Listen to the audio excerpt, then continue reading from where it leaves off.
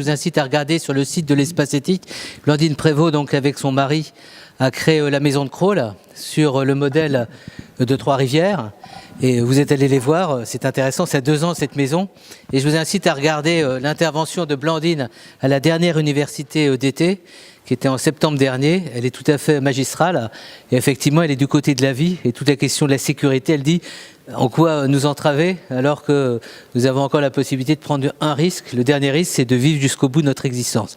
Alors, avant peut-être de poser quelques questions à Christophe Ramage, en le remerciant bien sûr de son film, parce qu'il y a 2 parties. Il y a la partie enfermement, mais avec beaucoup d'esprit d'ouverture. Puis ensuite, 2 initiatives, dont celle qui est un peu, celle qui inspire en quelque sorte, hein, à Trois-Rivières.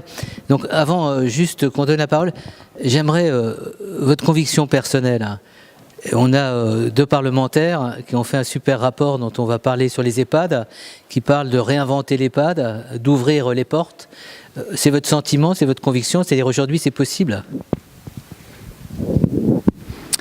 Bonjour à tout le monde. Merci pour cette très belle question, pas simple à résoudre.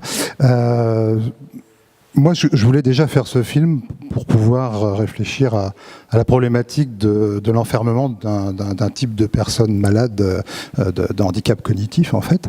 Et c'était ça le point de départ, c'était de se poser la question, pourquoi sont-ils enfermés finalement, alors qu'effectivement, il y a un vide juridique qui commence à se combler, il y a des situations qui ne sont pas non plus géniales quand on commence à créer des huis clos. C'était aussi l'intérêt dans ce film, c'était de trouver un appui avec le CHU de Reims pour mener une réflexion avec les soignants, puisque ce sont eux qui ont le savoir et non pas moi, puisque forcément, même si ça fait 15 ans que je fais des films en gérontologie, je ne suis pas du tout gérontologue. Et donc ça m'intéressait de m'appuyer sur cette démarche d'ouverture de l'intérieur, comme vous dites, et comme le dit d'ailleurs José Pollard, peut-être qu'on peut aussi rester, si on y est bien, s'il y a de l'ouverture. Et évidemment, ce qui était intéressant, c'était de voir ce qu'il y avait comme alternative possible, d'où l'idée qui était un peu évidente finalement, puisqu'on en parlait beaucoup en France de Carpe Diem. On parle toujours du Québec comme étant le pays où il se passe plein de choses. Bon, c'est génial, franchement. J'y ai passé un très bon moment. Ce qui est triste, c'est que ce soit la seule maison comme ça là-bas. Il y a de l'ouverture qui commence à se faire aussi chez eux, mais on se rend compte quand même qu'aujourd'hui, et c'est ça qui est bien, c'est qu'avec les maisons de Crolles, on va ouvrir aussi en France, et peut-être plus vite, des maisons Carpe Diem que là-bas. Bon, ça c'est peut-être un espoir, on va dire, franco-français, mais c'est intéressant de voir aussi l'évolution. Et c'est vrai que les vraies barrières finalement qu'ont eu Blandine et Xavier sont des barrières administratives. Donc on pourra en parler plus tard, mais c'était très compliqué, ne serait-ce que pour faire une cuisine normale, une cheminée, etc. Alors qu'il n'y a finalement rien qui l'interdit, mais sauf qu'il faut 6 ans pour arriver à passer ces barrières. Donc oui, je crois qu'il y a des choses faisables, évidemment. Il faudra sans doute des moyens, donc c'est bien qu'il y ait des députés pour qui soient là. Maintenant, voilà, moi je pense qu'il y a de l'espoir. Il faut dire que les barrières de Crolles, hein, puisqu'on parle de la maison de Crolles, ont été pour beaucoup levées par le plan Alzheimer 2008-2012, qui a été un très grand plan, qui avait été voulu à l'époque par le président de la République, qui était Nicolas Sarkozy. S'il n'y avait pas eu cette conjoncture, notamment pour les malades jeunes, parce que la structure, elle est surtout dévolue à des personnes qui ont en dessous de 60 ans. Et vraiment, je vous incite à vous renseigner sur Blandine et son parcours, parce que c'est une personne qui est rentrée dans la maladie, et elle a dit, je veux essayer de créer la structure dont j'ai envie pour quand je serai dans l'incapacité de décider, et également pour d'autres. Et donc c'était une initiative intéressante. Vous êtes allé à Crolles, vous nous direz tout à l'heure ou pas, non ? Vous êtes allé parce que dans votre itinéraire, on va en parler avec Caroline Fiat, vous avez fait différents établissements, j'ai pas vu dans la liste que vous êtes allé à Crolles, si ? Non. Donc ça pour la suite du rapport. Je vous incite vraiment parce que c'est une culture effectivement qui est tout à fait intéressante.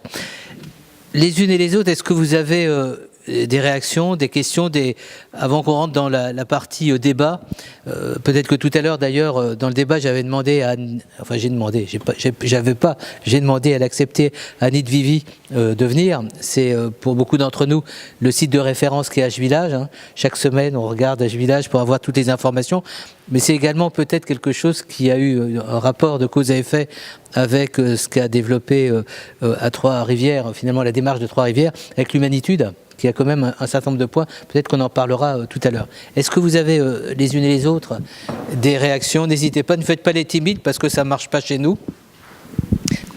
Oui. Dites-nous qui vous êtes, monsieur. Je suis Jackie David, je suis un ancien consultant en matière d'habitat adapté pour les personnes âgées, personnes handicapées, et je suis actuellement malade de Parkinson. Mais professionnellement, j'ai eu l'occasion de visiter un certain nombre d'EHPAD, mais aussi de foyers logement pour personnes âgées. Et c'est dans les Pays de Loire où j'ai souvenance d'un foyer qui accueillait des personnes atteintes de la maladie d'Alzheimer et qui permettait à ces personnes de quitter excusez-moi, mais j'ai du mal à parler, qui permettait aux personnes de sortir de l'établissement. Mais la réflexion que je me fais par rapport à la question de l'enfermement, c'est la question de l'environnement. Et l'environnement urbain est beaucoup plus difficile que l'environnement rural. Et là, en l'occurrence, comme les structures de type logement-foyer sont des structures un peu communales, les gens se connaissent, et donc les gens qui étaient atteints de la maladie d'Alzheimer, les commerçants les connaissaient. Donc il y avait là une sécurisation qui était liée à une proximité et une histoire des lieux et des résidents. Donc la réflexion sur la question de l'aménagement est différente, qu'il s'agit du milieu urbain où là les risques sont quand même beaucoup plus importants qu'en milieu rural. Alors vous verrez peut-être sur le site de l'Espace Éthique, on a consacré un cahier spécial cahier d'espace éthique aux expériences qui sont développées dans certains pays, notamment des villes amies des personnes, alors ils appellent dementia friendly, les personnes atteintes de maladies comme la maladie d'Alzheimer, notamment à Bruges, où il y a la mobilisation de toute la cité pour permettre à ces personnes de rester dans la cité, avec des personnes qui ont une vigilance particulière, des commerçants qui sont formés, les policiers qui sont formés, de façon à maintenir cette ambiance, effectivement ce contexte qui est favorable au maintien de la personne dans sa vie de tous les jours. J'en parlerai un jour, j'imagine, à l'adjointe au maire, qui est ici présente, parce qu'on voulait vous voir, bon, elle est en train de regarder son téléphone, je la reprendrai tout à l'heure, on voulait vous voir justement pour dire que le 4e arrondissement pourrait être un quartier dementia friendly, mais je vous en reparlerai. Vous vouliez réagir par rapport à la question ? Oui, par rapport, il se trouve qu'on a filmé effectivement les maisons de Crolles parce que c'est un exemple assez fort, mais il existe évidemment plein d'autres lieux en France où il se passe des choses très intéressantes en termes d'expérimentation. Et effectivement, les petits villages, j'ai travaillé pour la MSA sur des MAPA en Bretagne, permettent une ouverture sur, alors là c'est pas forcément un problème d'âge, mais sur des personnes qui ont effectivement une démence, qui peuvent être accueillies parce que tout le monde les connaît, il n'y a pas de souci. Mais au Canada, vous avez vu qu'il y a quand même des grandes routes. Alors, il y a moins de monde qu'à Paris, mais quand même des grandes routes. Ce qu'ils ont fait à Trois-Rivières, c'est qu'en définitive, Nicole me disait qu'ils ont perdu une fois une personne, ou du moins la personne s'est perdue, et ils travaillent avec les réseaux de taxis et avec la police locale. Et finalement, dès qu'ils voient au bout d'une heure que quelqu'un a disparu ou n'est pas revenu, ils appellent et la police et les taxis. Et c'est un chauffeur de taxi, ils ont eu un cas comme ça il y a un an, qui a repéré la personne, qui lui a proposé de revenir et qui l'a ramené. Donc il y a moyen effectivement de créer des villes amies ou des quartiers amis. Je pense que c'est aussi sans doute une des parts de l'avenir dans l'urbanisation, mais même à Paris, il y a sûrement des choses à faire, ça c'est évident. C'est pour vous. Oui, bonjour, je suis Jacqueline Morel. Je suis bénévole dans diverses associations et j'ai eu ma mère qui a été atteinte de la maladie d'Alzheimer et qui a été en établissement. Et ce que je voulais dire, c'est que, bon, merci pour le film, et je trouve qu'il est très intéressant, mais en fait, à l'intérieur, enfin, finalement, il traite de situations très différentes les unes des autres. C'est-à-dire que, suivant l'évolution des pathologies en général, je veux dire, c'est pas tout à fait la même chose. Pour revenir à la question d'enfermement, justement, et ça rejoindra, je pense, ce que dira Madame Iborra et Madame Fiat, c'est le fait qu'on parle d'enfermement dans les locaux, mais il y a une autre manière aussi d'être enfermé, et c'est plus le cas actuellement, puisque les personnes sont très âgées et qu'elles sont de plus en plus handicapées. C'est par exemple des personnes qui sont en fauteuil roulant, mais qui ne peuvent pas mouvoir leur fauteuil roulant elles-mêmes. C'est les personnes qui sont alitées et qui restent alitées parce qu'elles ne peuvent plus sortir de leur lit, malheureusement. Et donc c'est une autre façon, c'est une autre forme d'enfermement qui n'est pas, pour le coup, la liberté d'aller et venir, mais qui est liée au fait qu'elles n'ont pas forcément d'accompagnement.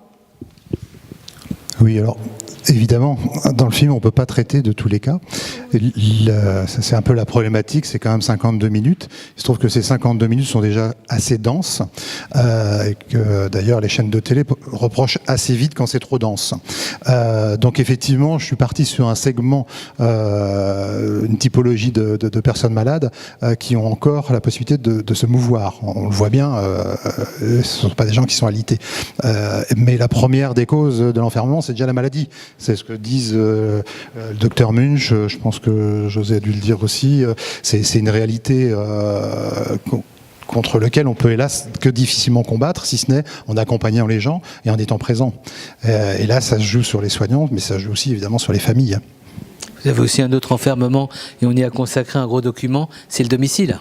Et ça a été quand même évoqué par la femme d'un des messieurs qui est dans l'établissement, qui dit qu'elle enfermait régulièrement son mari chaque fois, à titre de sécurité, chaque fois qu'elle s'absentait.